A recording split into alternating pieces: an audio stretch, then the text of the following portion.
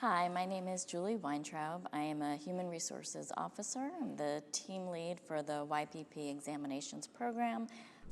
Hello, my name is Xuan Che. I'm an Associate Statistician working for the Department of Economic and Social Affairs. My name is Geneva Damayanti, and I am an Associate Public Information Officer in the Department of Global Communications. My name is Lonjezo Peter Hamisi, and I work for the Department of Global Communications.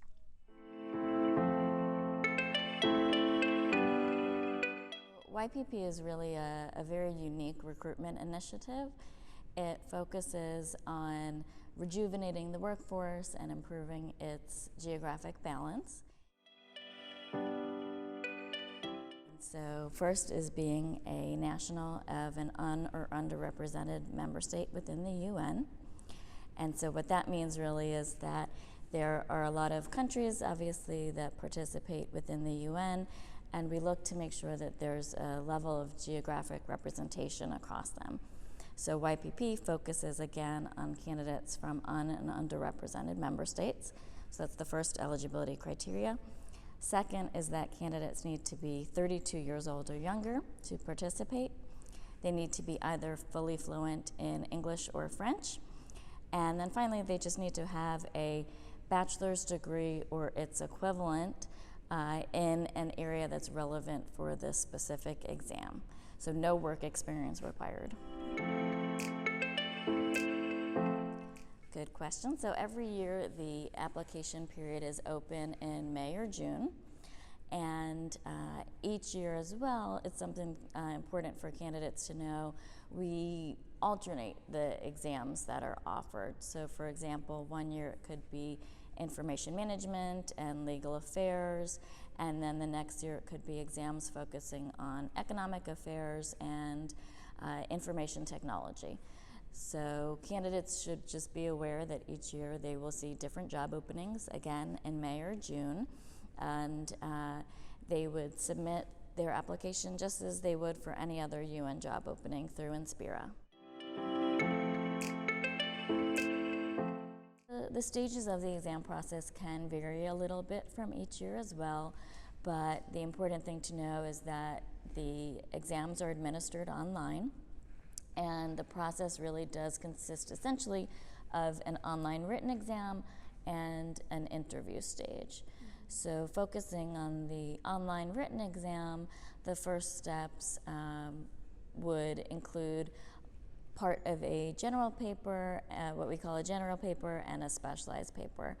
And the general paper really focuses on foundational competencies and abilities that are important to being able to work in an international affairs context. And then the specialized paper is exactly what it sounds like. It really focuses on the substantive elements that are relevant to that specific exam that the candidate applied to. So the types of questions may vary as well. There could be multiple choice, there could be open-ended. It could be that the written exam is administered all at one time, or it could be that candidates take a portion, and then if they are successful, they would take another portion a month or so later. But all of that information is provided to the candidates well in advance as well. So typically it's about a month or so after the interview that we would establish the roster. Something that I think it's very important for candidates to understand is that success on the YPP examination process does not mean immediate placement into a position. Those that are successful in the exam are placed on what we call a roster or a list of pre-approved candidates, so that when vacancies arise, then those candidates can be readily placed into a position. And that roster actually has a life cycle or is valid for a period of 3 years. So really it could be pretty soon after you've gone through the interview process and were successful and placed on the roster that an appropriate vacancy comes up and you're placed into it, or really it might take the course of the full 3 years.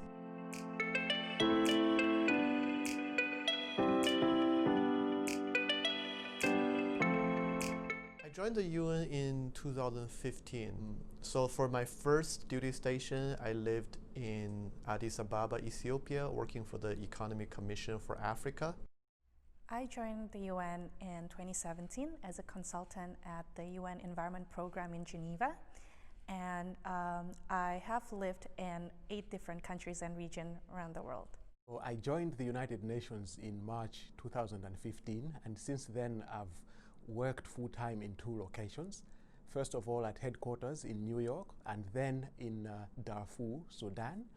Aside from that, I've also deployed frequently into Somalia, because I spent 2.5 years as a political affairs officer covering Somalia, and during that time I spent a cumulative 3 months on the ground in Mogadishu, Somalia. I applied to the test in 2013 through the online web portal Inspirat, that is the UN recruitment portal. I took the exam in statistics. I took the exam under the InfoNet Job Network, which is the public information and conference management. In terms of how I applied for the test, I got a message that my country, Malawi, was underrepresented, so I applied for the YPP test in political affairs. So honestly, the way that I suggest candidates prepare for the test is by taking all of the resources that we provide to them.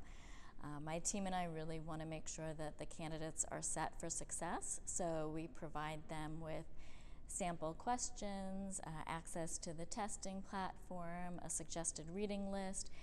We really want to make sure that candidates have everything that they need. So it's just a matter of making the time and a plan to study with the resources that we provide.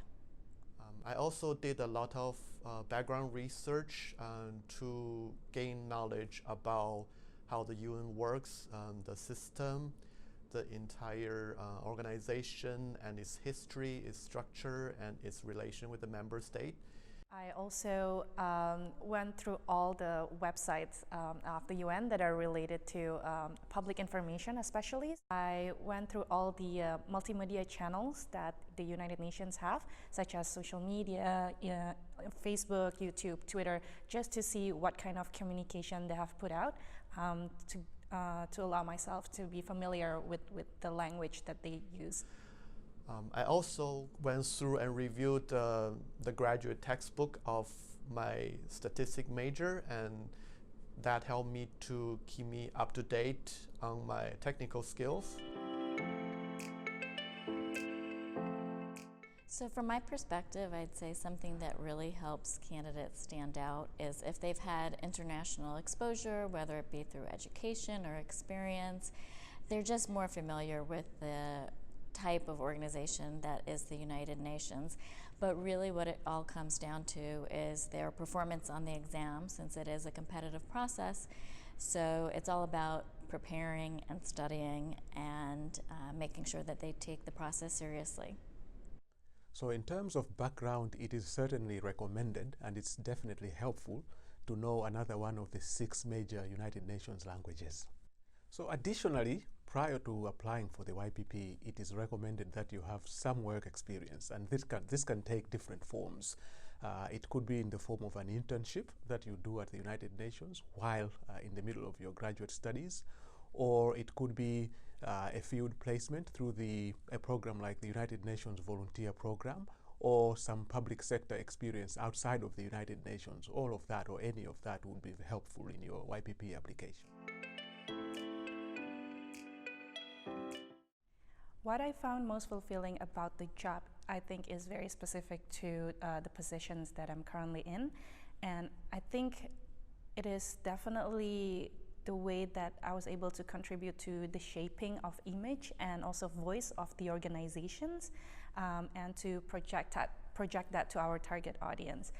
The most fulfilling part of the United Nations job, I feel like, it's the ability, the possibility to work with a lot of extremely talented and smart people from around the world. And to working with them, you feel you are like a sponge that can absorb the wisdom from the world every single day. So one of the good things about the United Nations is that if you're interested, you can request a field post, and if you're successful in finding a field post, your parent office can allow you to go to the field for up to 2 years. So I was able to go to the field to acquire a position in a peacekeeping operation. So I moved to Darfur, Sudan, and I was stationed there for 1 year. I worked in the position of Special Assistant to the Mission Chief of Staff in UNAMID. It's called the Hybrid United Nations African Union Mission in Darfur. It's the second largest peacekeeping mission in the world. Right now, the annual budget is about $700 million American dollars. So a lot of responsibilities there, but so much to learn. I definitely had a bird's eye view of how a UN peacekeeping operation works. So it was definitely very rewarding.